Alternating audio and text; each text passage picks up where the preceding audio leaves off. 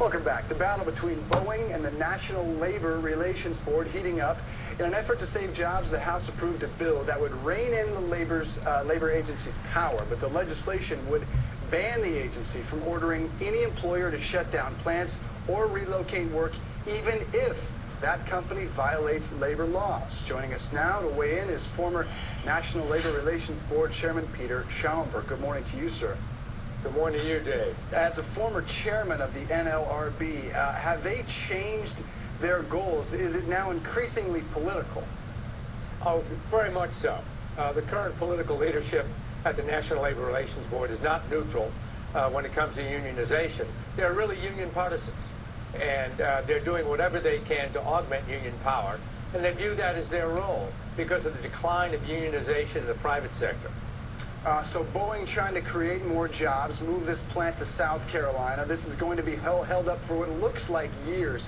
Is what they're doing illegal according to our labor laws? In my view, absolutely not. The complaint is really unprecedented. The Boeing's unionized employees in Washington State didn't have any claim to the work. Collective bargaining agreement specifically permitted Boeing to do exactly what it did, and the number of unionized workers in the state has increased.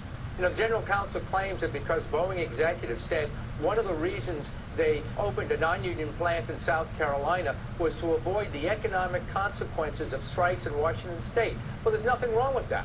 That's the truth. And the company has a right to do exactly that.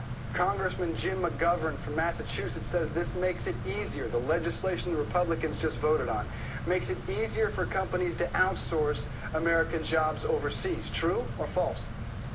No, I think that's false. Number one, outsourcing is something different. We're not talking about outsourcing here. But more than that, the National Labor Relations Board has substantial remedial authority.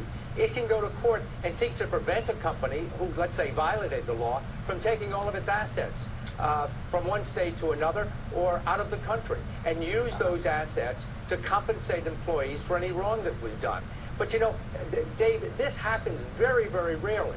And sound public policy should not be held captive, in my view, to the exception. With all this taken into consideration, why hasn't the president weighed in on this subject? He is clearly straddling both sides of the fence at this point. Should he weigh in, and why hasn't he?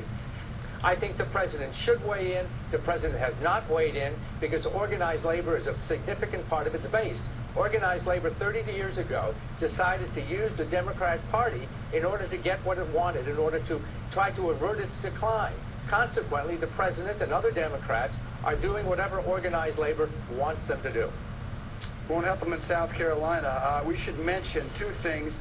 Since this factory was opened in South Carolina, 5,000 union jobs have been added in Washington. And in the interest of disclosure, you are the co-chairman of Mitt Romney's labor advisory team. Peter Schaumber, thanks for being with us this morning. Thank you very much.